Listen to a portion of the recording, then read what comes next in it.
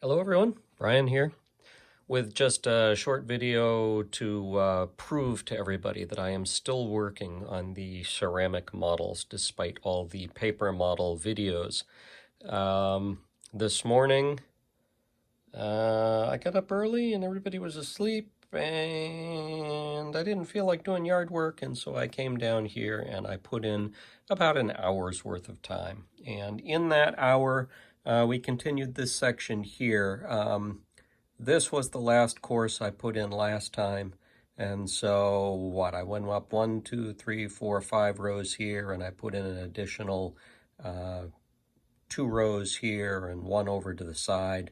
Actually, I did more than that. I think I did a couple here and a couple here. So that's what an hour buys you with these if you're trying to keep the gaps between the stones narrow. The other thing I did was went online and took a look at the windows, which I haven't done yet on this model, and realized I better do it soon because the stonework is shaping up. And what I found is when you look online, Feliu de Barruera, looks nothing like this. It is very rough stonework and waves in the building and very different styles of stones, and it's clear it's been added on over time. But as I took a look, what I found, if anything, was that, all the windows seem to be on this kit, which is good, but they're sort of misrepresented. So when you look at this side of the building in the pictures, what you really have is very small openings scattered across this side. They're not nearly this big in scale. And it's the same for this window. There is a window over on this side as well, which is also oversized on the model. And I think it's oversized because when you take a look at the pictures themselves, they're really too small to model. Yeah, I don't know. Maybe you could. I don't know. But it seems like they're very small. And I think these size windows will look better on a model in this scale. But there are no windows missing, is my point. And so kudos to Domus Kids for getting all of that right. The other thing I thought was interesting is this section here.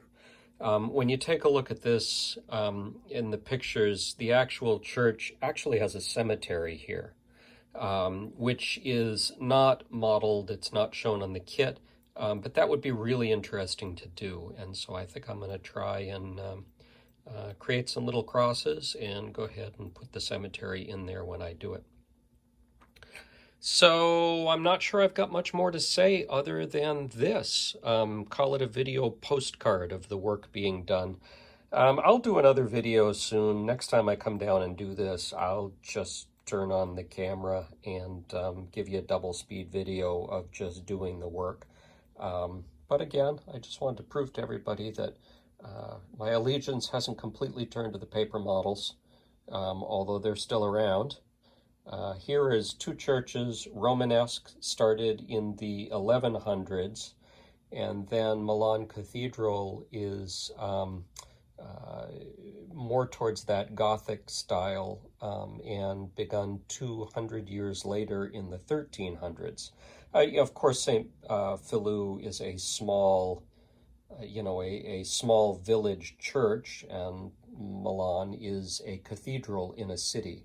So very different styles, but interesting that, they're so close to each other in age and,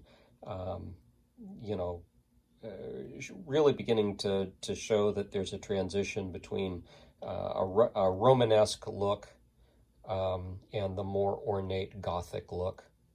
Although, as I said, you really can't compare them because one's a village church and one's actually a cathedral. Very different kind of applications. So anyway, that's all for now. Thanks for watching. Bye-bye.